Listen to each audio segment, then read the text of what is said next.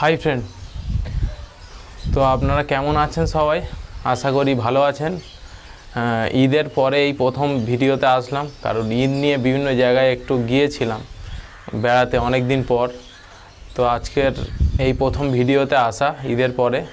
তো আশা করছি আপনারা প্রত্যেকেই ভালো আছেন এবং আপনাদের পাখিরাও সুস্থ আছে। তো এই প্রচণ্ড গরমের মধ্যেও আজকের আপনাদের জন্য ভিডিও বানাতে চলে এলাম। তো ভিডিও ইম্পর্টেন্স একটা আছে, যার কারণেই আজকের এই ভিডিওতে আসা। মেন কারণ হলো যে আমরা ব্রিডিং সিজন প্রায় শেষের পথে। আমরা প্রত্যেকে জানি আস্তে আস্তে প্রত্যেকেই বাক্স খুলতে অলরেডি স্টার্ট করে দিয়েছি বা অলরেডি অনেকেই খুলেও দিয়েছি। তো আমরা খুলে দেওয়ার পরে যে বাচ্চাগুলোকে আমরা সেপারেট করে দিই বাবা মা থেকে, তো সেপারেট করার পরে আমাদের কিছু মিস্টেক থাকে, কিছু ভুলের কারণে ওই বাচ্চাগুলো কিন্তু মানে কি বলবো, শরীর অনেক উইক হয়ে পড়ে। অনেক ক্ষেত্রে কি হয়, চোখ থেকে ঠান্ডা জল পড়ে বা অনেক সময় দেখতে গেলে আই ইনফেকশানের দিকে চলে যায় পাখিটা, বাচ্চাগুলো। বাবা মা তো ঠিকই থাকে, কিন্তু বাচ্চাগুলো এই সমস্যাটা কিন্তু হয়ে যায়। তো আজকের আপনাদের এই বিষয়ে কিছু ইনফরমেশান দেওয়ার জন্য মেনলি আসা। তো আপনারা কিভাবে সেপারেট করার পরে ওই বাচ্চাগুলোকে কিভাবে ঠিকঠাকভাবে রাখবেন বা কি মেডিসিন আপনি অ্যাপ্লাই করবেন যার জন্য আপনার পাখিটা ঠিক থাকবে, ঠিক আছে? তো সেই বিষয়েই আজকের এই ভিডিওতে আমরা জানবো।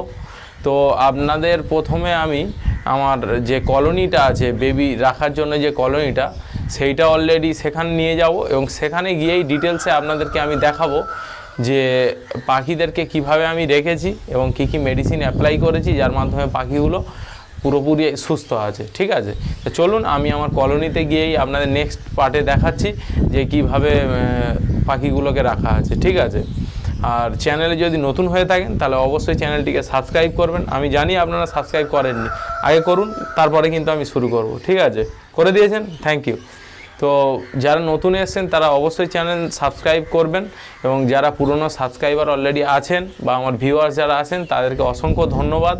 তো চলুন ভিডিওটি বেশি দেরি না করে ভিডিওটি শুরু করা যাক এবং ভিডিওটি পুরো দেখবেন। ভিডিওটি পুরো দেখার পরে যদি মনে হয় যে এই বিষয়ে আপনাদের কোনো জিজ্ঞাসা আছে তাহলে অবশ্যই কমেন্ট সেকশানে আমাদেরকে জানাবেন এবং নেক্সট পার্টে আপনারা কি রিলেটেড ভিডিও দেখতে যাচ্ছেন, লাভবার্ড রিলেটেড নাকি ককাটেলের কী প্রবলেম বা লাভবার্ডের কী প্রবলেমের বিষয়ে আপনি জানতে চাচ্ছেন, সেটা অবশ্যই কিন্তু কমেন্ট সেকশানে আমাকে জানাবেন। অবশ্যই আপনার রিকোয়ারমেন্ট অনুযায়ী আমি কিন্তু ভিডিও বানিয়ে দেবো, ঠিক আছে? তো চলুন ভিডিওটি নেক্সট পার্টে যাওয়া যাক, কলোনিতে গিয়ে আপনার ডিটেলসে ব্যাপারটাকে দেখায়।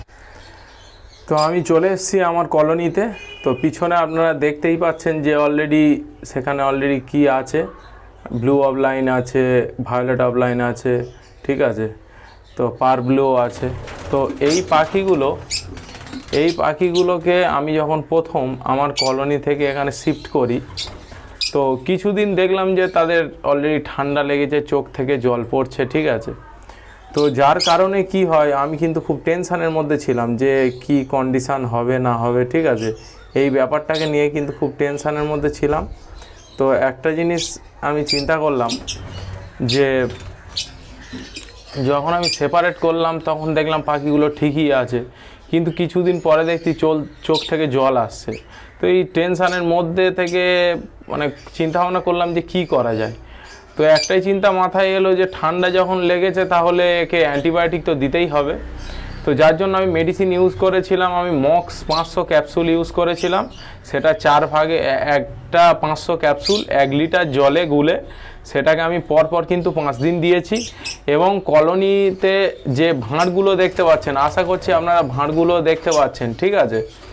তো এই ভাঁড়গুলো আমি অলরেডি লাগিয়ে দিয়েছি, যাতে কি হয়, পাখিগুলো বক্সে থাকাকালীন তাদের একটা টেম্পারেচার ছিল, কিন্তু কলোনিতে থাকার পরে কি হয়েছে, তাদের একটা ঠান্ডা লাগার প্রবণতা এসে গেছে, ঠিক আছে?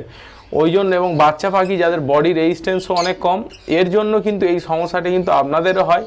তাই আপনাদেরকে বলছি, আপনারা যখন মা বাবার থেকে যখন বাচ্চাকে আলাদা করবেন তখন অবশ্যই কিন্তু মানে খাঁচা বলুন বা কলোনি বলুন, সেখানে কিন্তু অবশ্যই একটা বক্স বা ভাঁড় কিন্তু লাগিয়ে দেবেন, যেখান থেকে ওরা একটা শেল্টার পাবে, যার মাধ্যমে কিন্তু কন্টিনিউয়াসলি যে ডাইরেক্ট হাওয়াটা লাগে ওটা কিন্তু ওদের লাগবে না এবং ওদের ঠান্ডাও লাগবে না। এবং এটা যদি আপনি লক্ষ্য না করেন তাহলে কিন্তু ওই পাখিটা কিন্তু একটা আই ইনফেকশানে চলে যাবে, যার মাধ্যমে কিন্তু আপনিও তো মানে পাখিও ঝামেলায় পড়বে আর আপনিও কিন্তু খুব পেরেশানির মধ্যে হবেন, এই কিন্তু খুব ঝামেলার জিনিস, ঠিক আছে। কারণ আমার লাইফে অলরেডি একবার মানে ঘটে গেছে খুব খারাপভাবে, এবং পুরো ফার্মই খালি হয়ে গেছিলো। তাই আজকের এই ইম্পর্টেন্সের জন্য আজকের বিষয়টা কিন্তু ছোট, কিন্তু তারপরেও কিন্তু এই বিষয়টা কিন্তু আপনারা যদি লক্ষ্য না দেন তাহলে কিন্তু ওই পাখিটা কিন্তু খুব সমস্যায় হবে, এবং ওর থেকে আই ইনফেকশানে চলে যাওয়ার সম্ভাবনা কিন্তু খুবই বেশি থাকবে। তাই এর জন্যই আজকের ভিডিওতে আসা। তো আশা করছি আপনাদের এই ছোট্ট ভিডিও থেকে কিছুটা হলেও উপকারে আসবে। তো যাদের এই প্রবলেমটা হচ্ছে তারা অবশ্যই খাঁচার মধ্যে বা এর মধ্যে একটা বাক্স লাগিয়ে দেন, যার মাধ্যমে গিয়ে ওরা একটা শেল্টার পেয়ে যাবে, ঠিক আছে। তো আশা করছি ভিডিওটা আপনাদের ভালো লেগেছে। যদি ভিডিওটা ভালো লাগে তাহলে অবশ্যই একটা লাইক দেবেন, এবং চ্যানেলে যদি নতুন হয়ে থাকেন তাহলে অবশ্যই চ্যানেলটিকে সাবস্ক্রাইব না করে যাবেন না, ঠিক আছে। তো এই ভিডিওটা এইখানেই শেষ করছি। পরবর্তী অন্য কোনো ইনফরমেটিভ ভিডিও নিয়ে আপনাদের সঙ্গে অবশ্যই দেখা হবে। ধন্যবাদ।